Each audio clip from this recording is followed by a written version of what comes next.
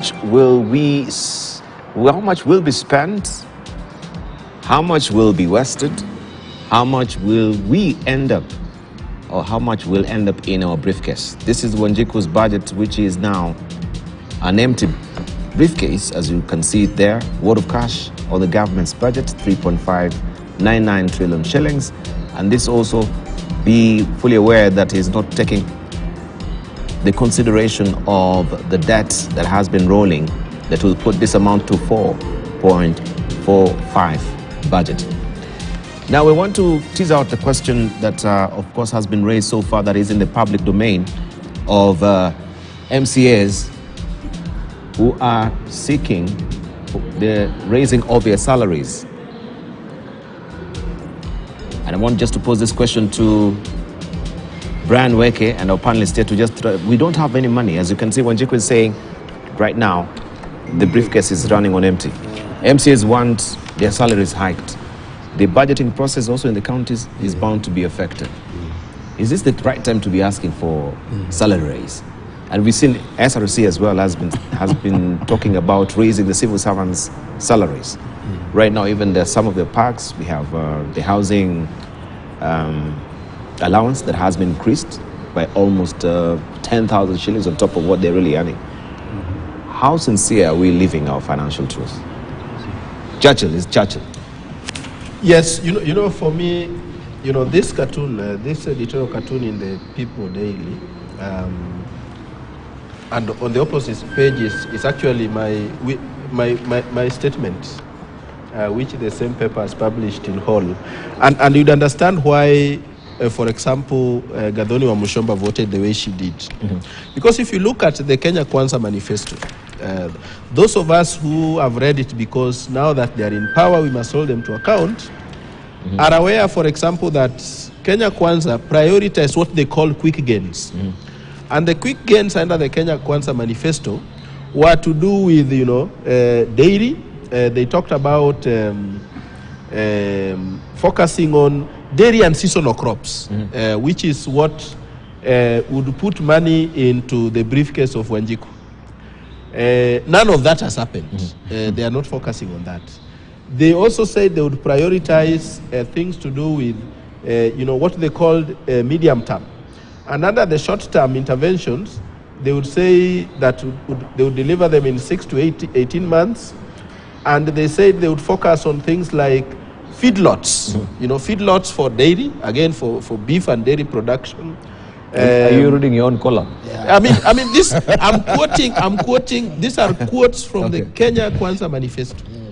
Yes. Which again I quoted verbatim. No, I'm saying it is in today's column in the Business Daily. Yes, in the Business Daily. Yeah, you should have said that. I can see you're a very humble man. You don't want to give your own yourself your own credit. Yeah? Exactly. So these are things I quoted from the Kenya Kwanza manifesto. None of this has been addressed. So these are the things that would have put money in Wanjiku's briefcase, which is virtually empty, probably as new as it was bought. Probably second hand. This must be a second hand, because Wanjiku cannot even afford a new briefcase. Now, Kenya Kwanza has gone into what, in my view, is long term, because the housing thing would have been, achieved in 36 months, basically 3 years. So we expected all this hula baloo about the housing budget in the Kenya Kwanza's budget of 2025-2026. That's when they promised to focus now on the housing. Because they would have put money in Wanjiku's pocket, Wanjiku would have been able to now contribute towards the housing levy, and therefore be able to do what is traditionally called owner-occupier. Move into a house that is already built, or those that are already built, and on that basis be able to contribute towards owner. No, but not answering your question. Yeah, because he was reading his own column today. So I doubt if he actually. You see, right he's now reading his own column. Earning is 86,000. That is higher than the principal of our secondary school. Okay, because what we need to look in the compensation is your investment. You know what we compensate in his salary is actually your investment. So the MCA is a part-time job. I don't know how many people know that. Because they're supposed to be in that Mbunge twice a week, Tuesday and Wednesday. Okay? Now, of course, granted there is committee meetings, but now when you look at what you want to pay them, again it's what you want to pay a Sanjon, Ambreni Sanjon, okay? Where the way we have allocated money is something that we need to begin thinking about, because where you put the resources is where you are asking people to concentrate their investment on. There was a country in Europe, I don't remember which one, people, the sweepers, they went on strike. And then that found up. They were asking obscene amount of money, and they were given that money because of the problem now the county, the city faced. And then within a year, you want the doctors and the professors now applying to get the sweeping job, because this is where the money went. So SRC, not SRC, our policy in general on compensation has not followed the investment rule. Because you cannot have somebody, you see there's no qualification right now to be an MCA. You know that? Even president. Even the president, there is now no qualification. The degree thing was removed. But we have shifted compensation heavily to the political, if you want to call it sector, which is a consumption sector. We have removed it from teachers, from doctors, and so it's not strange to find, if you go to an MCA payslip right now, to find out that the fellow is earning more than a medical doctor with a PhD. PhD is not, it's not out of, you will find probably collectively that money is more. Now, of course, not to mention the MPs, okay? So they can ground the counties and force SRC or whatever, the government to accede, even though they are saying they don't have money. But I think what the country needs to do is to decide whether they want to compensate consumption or they want to compensate industry. Because right now, my students, when I'm teaching them, you don't tell them they need to earn a good grade anymore, because it doesn't mean anything to them after they leave. Okay? To earn a good grade meant something, because it can open it, going to open doors for you. But it no longer works like that. So this debate should not be limited to the MCAs when they want increments. It should actually point to total restructuring of how we compensate investment. Because this is about historical investment. Thank you. Brian Weki, still on that issue of the Salaries and Remuneration Commission, I think before they had suggested that some of these positions, the MCAs, should be graded and scaled, so that you have a degree holder, even in the National Assembly, people who have degrees, they're paid more. And you think this is a best fashion of actually trying to, sort of really streamline that particular sector, that now we should actually grade them. And if the suggestion has been, if I'm an elected member, we are at par. No one should be told that you've got a degree and I don't have a degree, or you're a diploma holder, so your pay packs should be different. Did they start that particular debate themselves? They're doing that in Tanzania. They're doing that in Tanzania? Yeah. All right. Do you think that is the way? Yeah. Just before I answer that, Debao, my senior here was schooling me about a guy called Paul Joseph Goebbels. And Kiro was telling me that this guy was a master orator. And he was a propagandist, the minister for propaganda in during the Nazi days, Hitler government. And the guy was a chief propagandist to the level that he even believed that the lies he was creating were actually truth. Was truth. And I was reading about it now, and this is just reminding me about Kenya Kwanza. Kenya Kwanza, they lie until they believe that those lies are actually truths. And it starts from their bosses to their those stalwarts. I don't know. People should read about this guy, and I'm going to read more about him. Thank you. Now, so there was a ministry of propaganda. There was a ministry of propaganda, and that guy eventually he became the chancellor, Yes, for one who day. is equivalent to the president Yes. in Kenya. Then he realized that I cannot am now the boss. He actually killed himself and killed the wife and 6 children. So that is where we are as a country. So we can continue praying for those guys so that they don't commit suicide. Now, in relation to salaries, I think we still have a problem in this country. If you look at the average salary for a common man and the average salary for a member of parliament, there is a very huge disconnect. You find an MP, including whatever amounts they get in terms of mileage and all these things, it comes to a tune of around 2 million a month. When an MP lives here and goes to New York for 2 weeks, they get over 2 million Kenya shillings. You find an MP that gets a month in terms of mileage weekly around 600,000. If you calculate that times 4, you're looking at 2.4 million for a member of parliament, and they don't go anywhere. They're just in Nairobi here. So you get an MCA that has really worked so hard, and now he's called, or she is called Mheshimiwa. Then they realize, the Mheshimiwa at a national level and the Mheshimiwa at a county level, again, are two separate things. So the disparity in salaries, I think we have to rationalize that.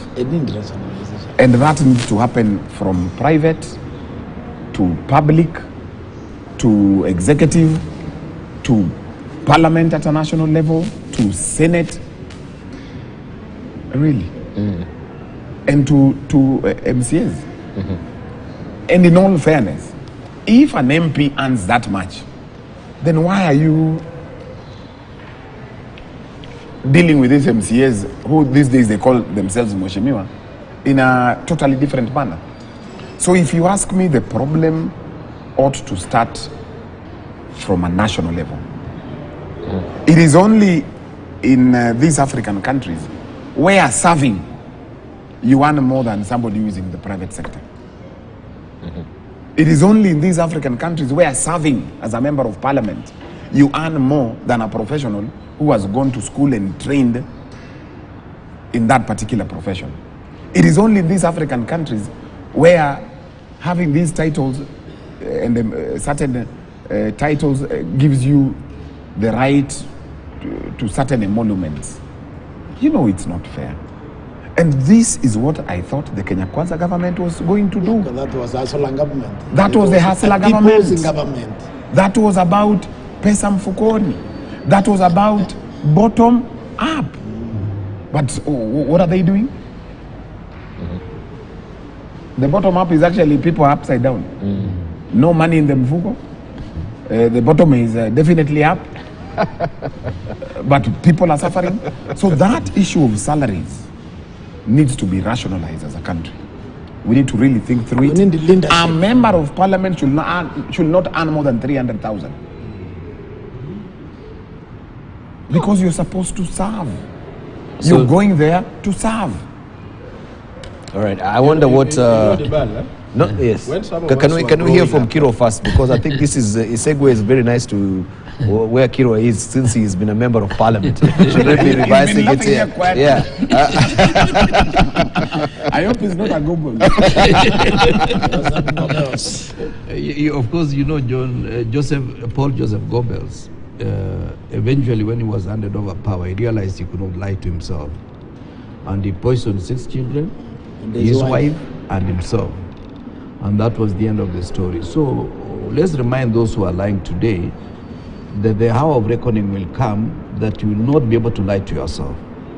I remember here in DRC, Mobutu Sese Seko was being lied to. Even when the rebels were almost approaching State House, he was told those are our boys celebrating the win against the rebels, only for him to run away and go to Badolite and exit the country and buried in a common grave somewhere in Morocco. So we are not suggesting that leaders should be buried away from home, but they should not bury their heads in the sand. Now, back to the issue of members of parliament. You know, I was laughing because, you know, Brian is very unfair to Eshimiwa. The first time I was elected, I was earning 18,000.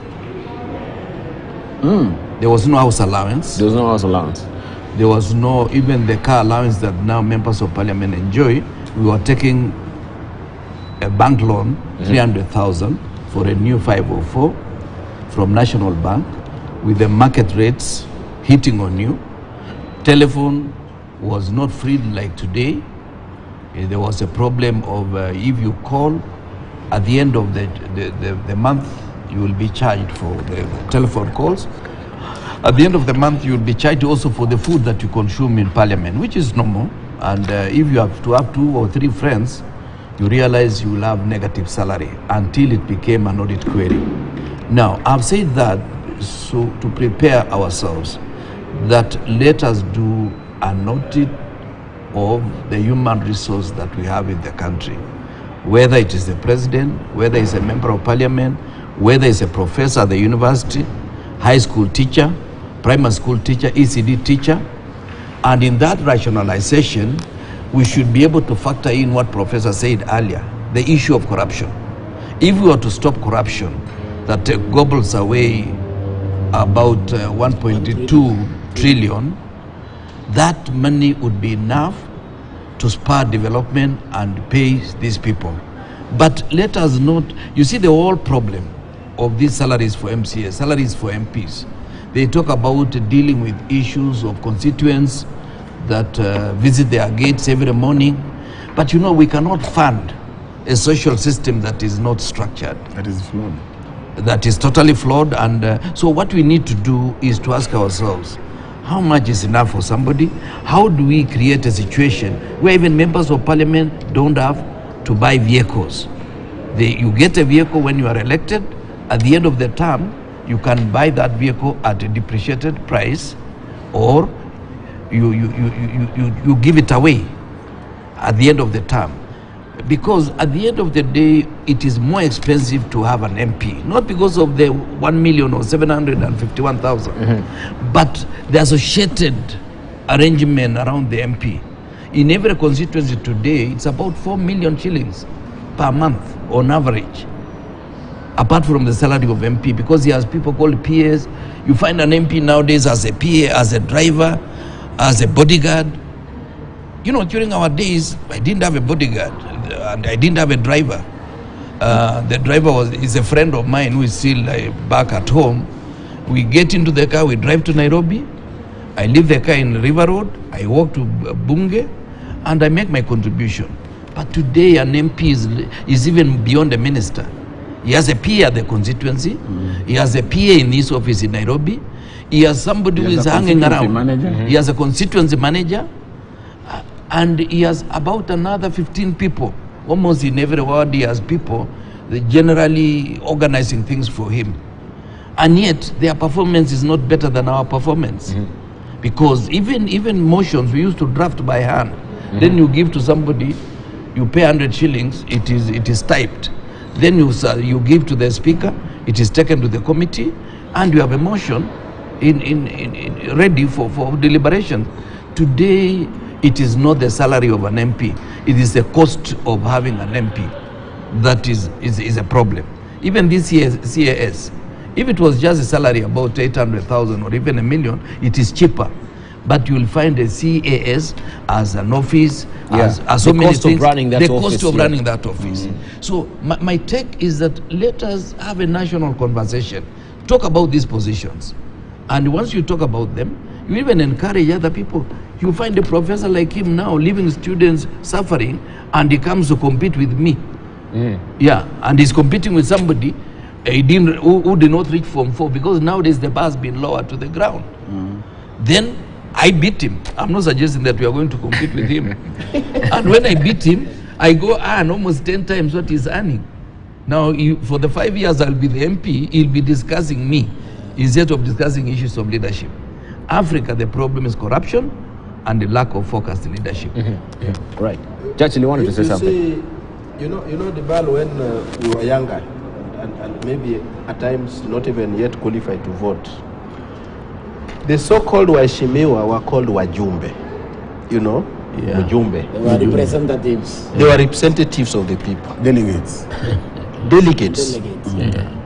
And I think that's when the true element of service was more pronounced.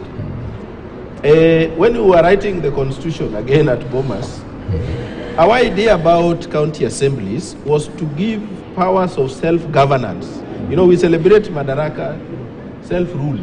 And we're saying, if you are devolving resources, then you must also devolve the power to make decisions over the utilization of those resources. Our idea was not that, you know, the MCA would be a full-time employee.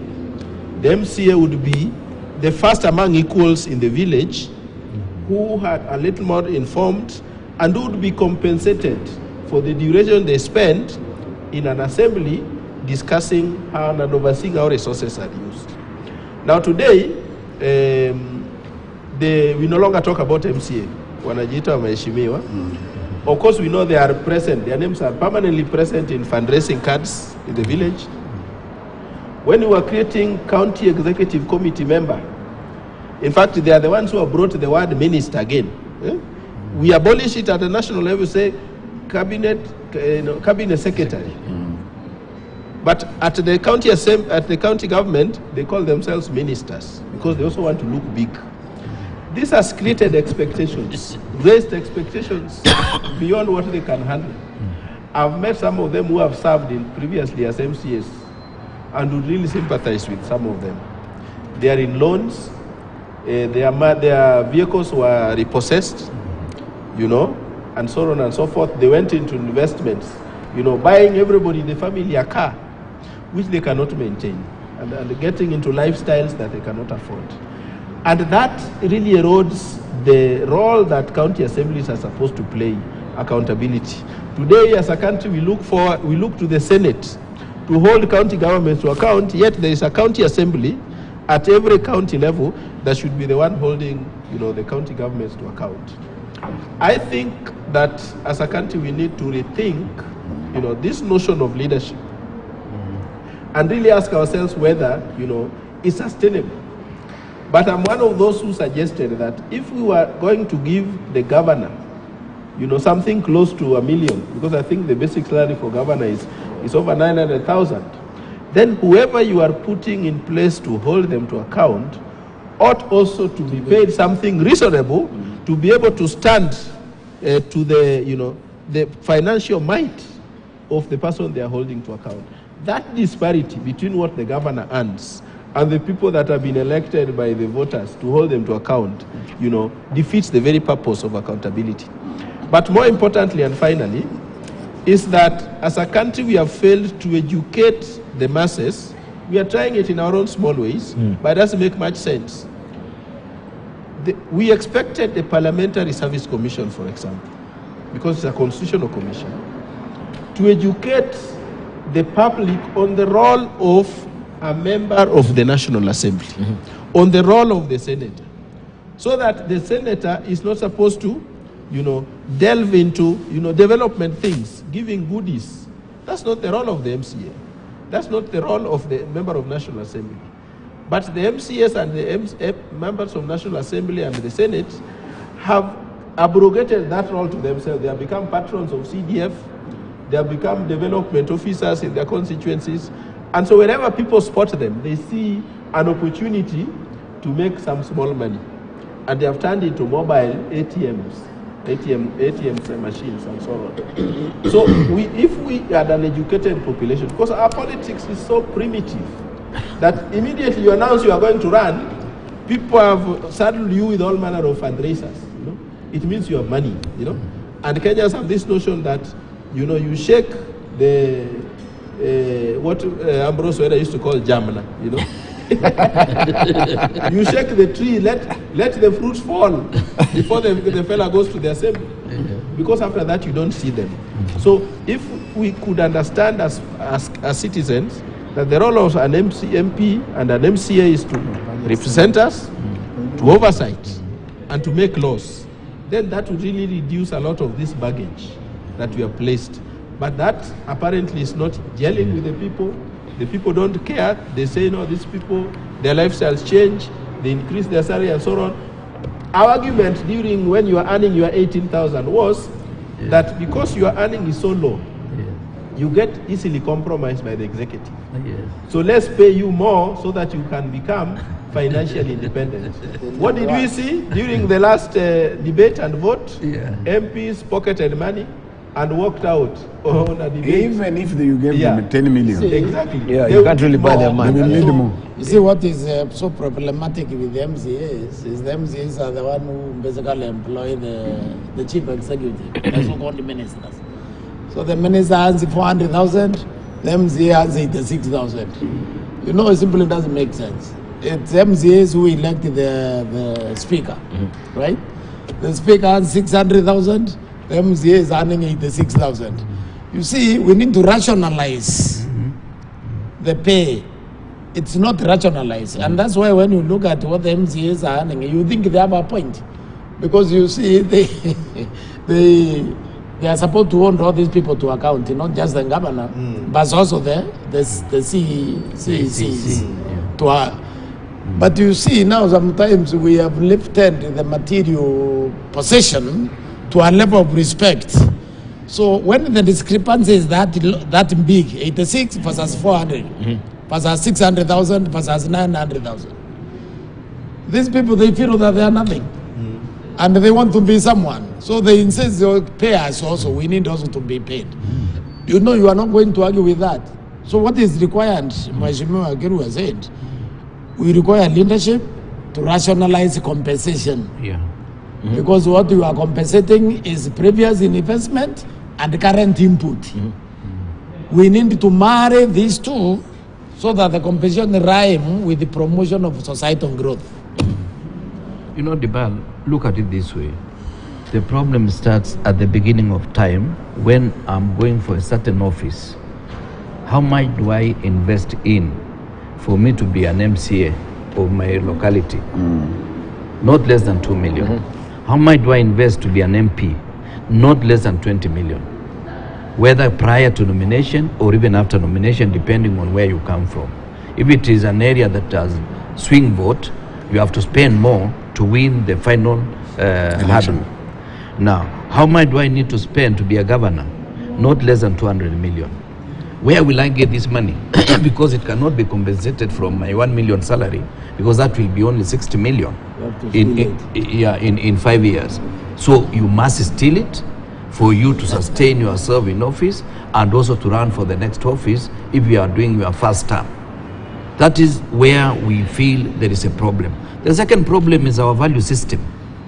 Do we believe that corruption is in our country? The answer is yes.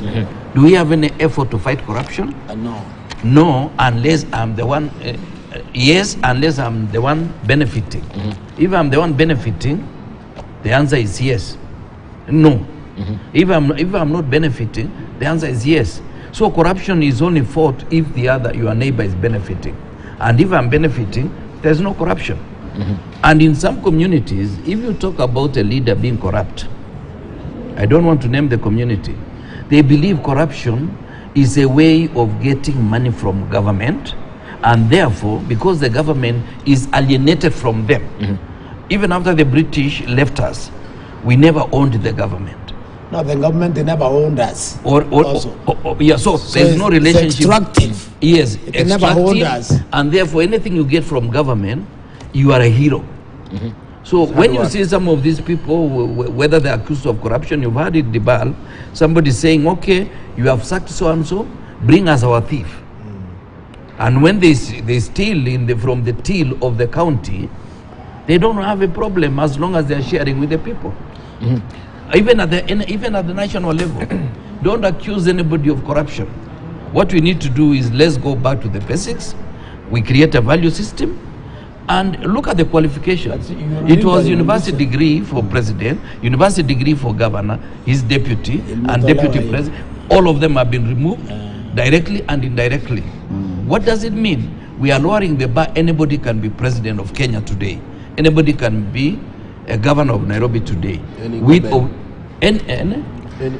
gobel who... Yes, any gobel who lies enough. Any gobel who lies enough, we gobble away the seat. Okay. Even as we're bringing this show to a close now, I wanted to ask, because the Auditor General has raised concerns regarding also the loopholes that we do have when you're talking about corruption. And I had Professor Gitile last time on this forum also saying that corruption has become a religion. It's our natural religion. It's our natural religion in this country. Yeah.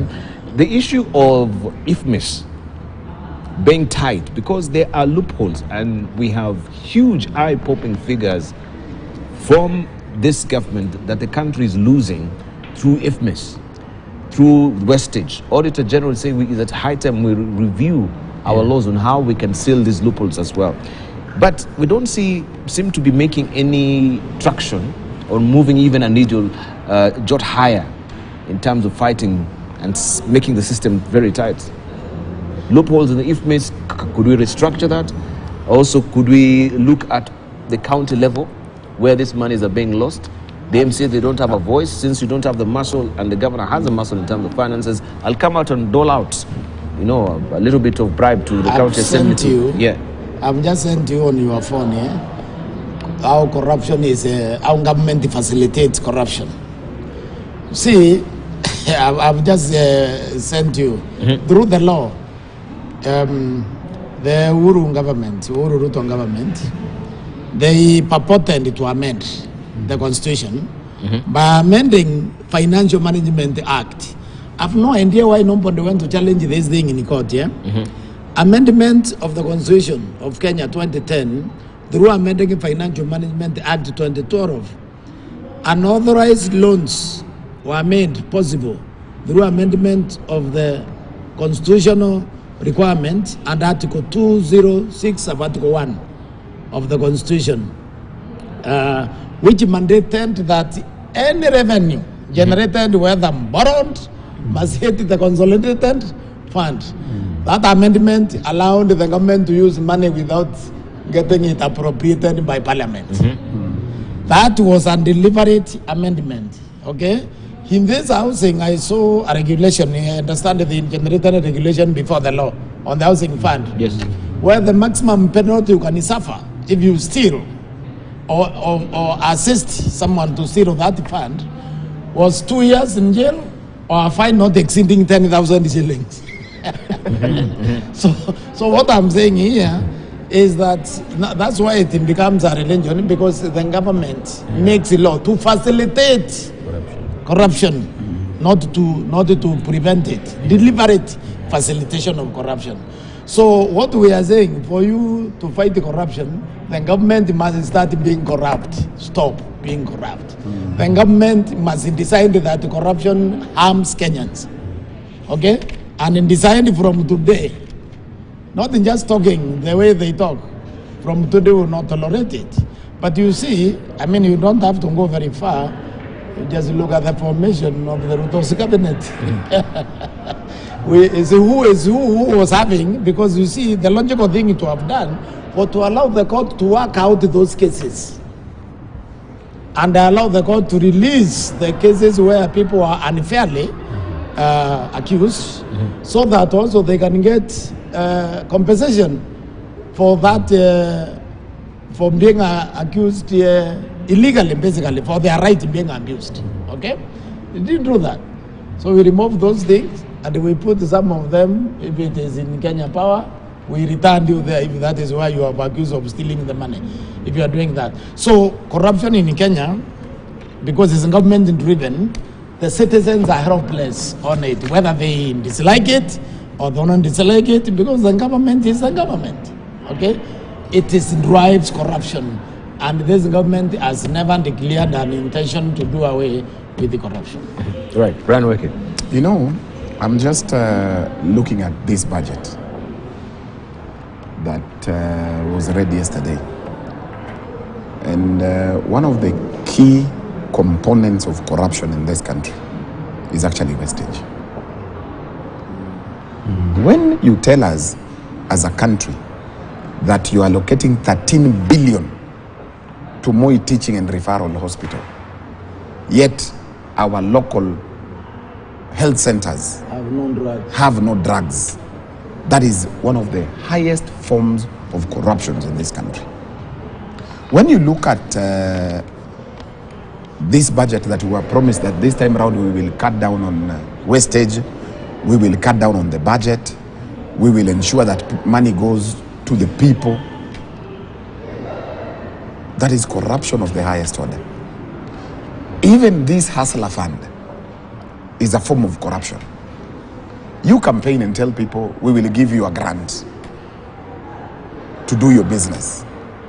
And one of the key things that you are doing in your campaigns was to fight the Fulizas of this world, the Mshwaris, and all these money-based lending companies.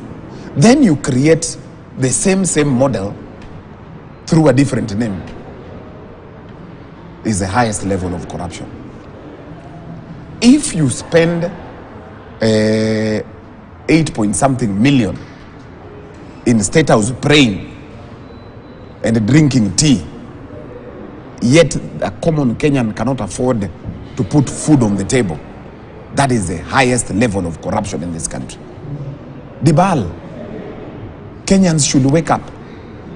This budget is screaming of corruption. The only thing it does not mention is how to fight corruption. But then in its entirety, it's corruption itself. Mm-hmm. There is over 100 billion for wastage. Mm-hmm. I thought also, because I can see there's 2.8 billion shillings for locusts nets that has been set aside. Yani, you have already sat, thought, premeditated, and you have seen locusts are checking in from India. Yes. And you've provided for it in this given budget. the experience we've gone through, don't you think also that is a wise decision? No, because there is an emergency fund. Yeah, there's an emergency fund for that. So it shouldn't be a dedicated for locusts. Just talk about an emergency fund for purposes of anything. There is a series of questionable budgetary provisions here. So fertilizer subsidy, that we understand, although I don't believe in subsidies, okay? I believe in dealing with the cartels and removing taxes related to that, but somebody wants money, so there was budget for that. National, agricultural, and rural inclusivity. What is that? 8.6 billion. Natural, agricultural, and rural inclusivity. Yes. National, agricultural, and rural inclusivity. 8.6 billion. National agricultural value chain development. 2.7 billion. Kenya cereal enhancement. Kenya cereal enhancement, 2.1 billion. What is all that? That is GMO. GMO, eh? That is the emergency locust response, 2.8 billion. So how is the cereal enhancement and value chain? Then you have small scale irrigation and the value addition. Yeah. Small scale irrigation and the value addition, 1.4 billion. You see, this is where a people's representative parliament becomes useful. Yeah. Asking specific questions where how this money will be used and accounted for. Yeah, because I'm asking also, when we have the Kenya cereal enhancement, yes, being given 2.1 billion shillings, and you have 2.7 billion shillings on national agricultural value chain development. Yeah. What is so different? Because I think enhancement of the cereals is just a value chain. It's a value chain. At the end of the day. So this is the budgeting basically for corruption. What we are lacking is the people's representative in the mode of Mwachengo wa Mwachovi, Koigi wa Mwere, Anyona. Yes. So that they can go to parliament and ask, if you don't have an explanation, this money is removed. All right. Let me come to Kirwa, because Kirwa also had to go to opposition. And it seems also opposition is very tactless in terms of being very slow on the road, on reacting. Even them walking out of the house yesterday will not have brought about any other difference, because now you're talking about the people's budget. You want to come up with the people's budget. While it is way too late to come up with the people's budget. This should have happened before we started the debate of the budget estimations, maybe running concurrently with the finance bill. Well, I do not want to be harsh to my colleagues or to my friends in Azimio. But if really I was to advise, I would have said, stay put.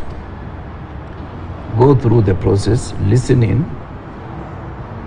create an alternative framework for engaging them. Nothing may happen, because I know this is not an administration that can listen. I've said it before and I will say it again and again, because they believe they know even what they don't know. And according to Brian, they live in the same school as Joseph Goebbels. Now, my worry is that sometimes we do things for drama.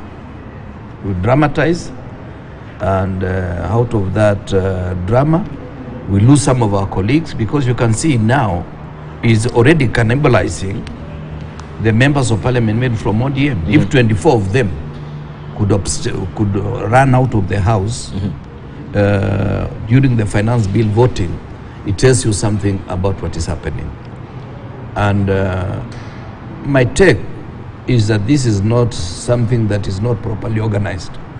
At the end of the day, this regime would have destroyed any institution worth its name.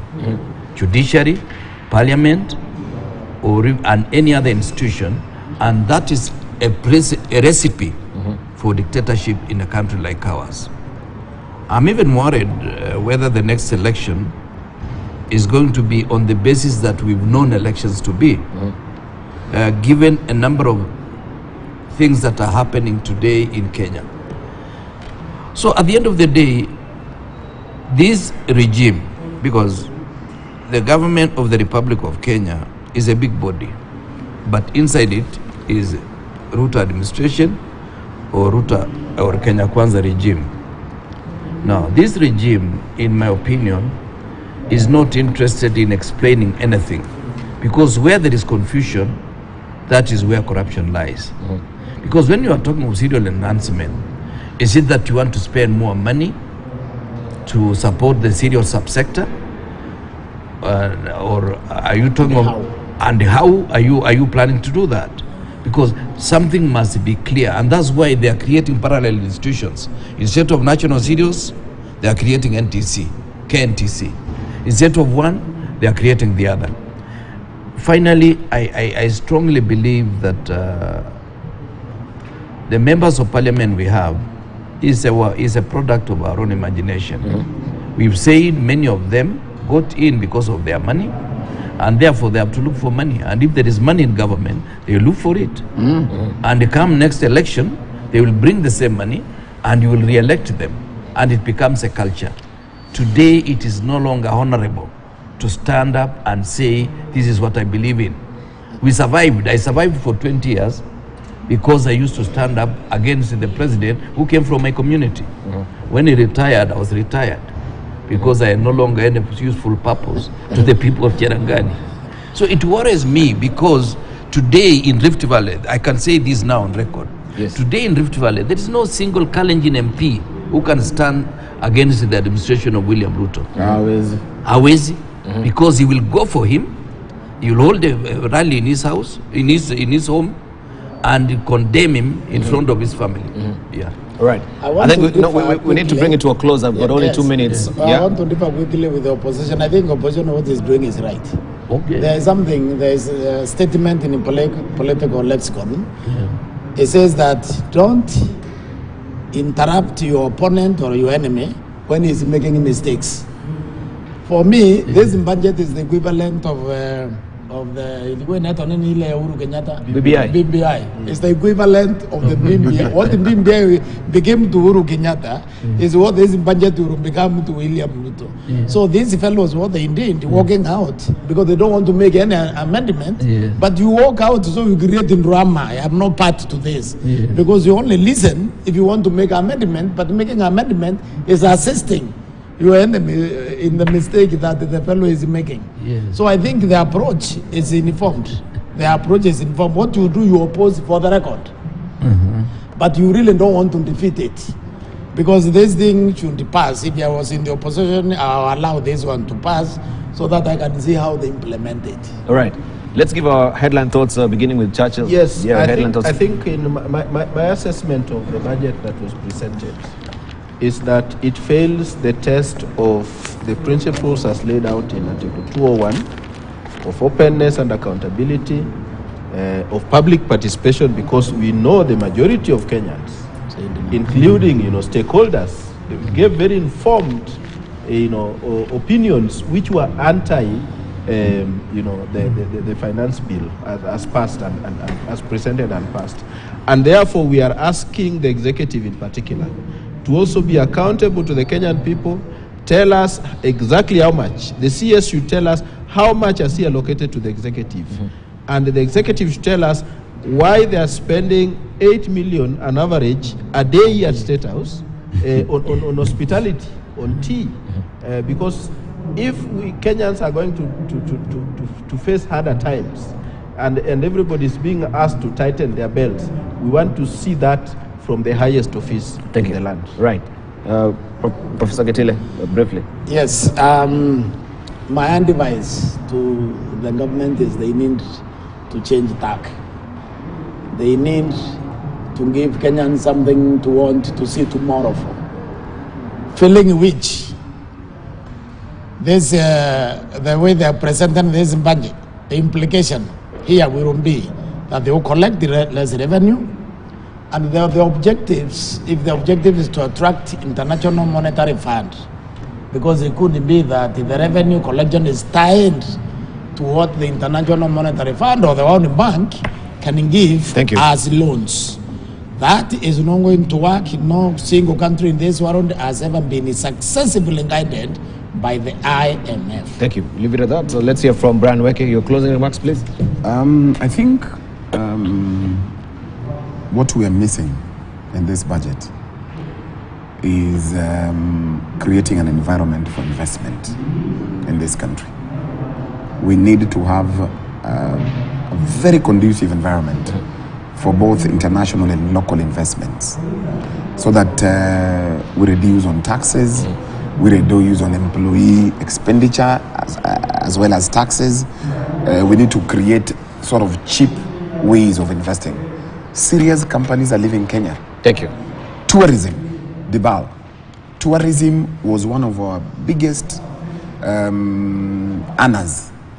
Nothing is happening. Thank you, thank you. Let's leave it at that.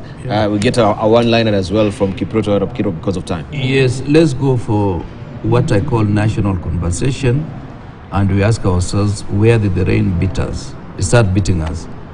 Because 2025 is likely to be a more challenging year, given the fact that most of the loans will have matured at that particular time for this regime. My worry is that it can create a revolution that we do not need for the national stability. Thank you. Thank you, gentlemen. I really do appreciate your insights this morning. Very penetrative. We are glad that at least you showed up to educate Kenyans, and we are glad as well that they're opening up their minds, being receptive to analyze for themselves what is good and what is the bad and the ugly of the current budget. Thank you very much for your valued company. You've been watching Uongozi today here on Morning Prime. Don't go away, much more coming up on the other side.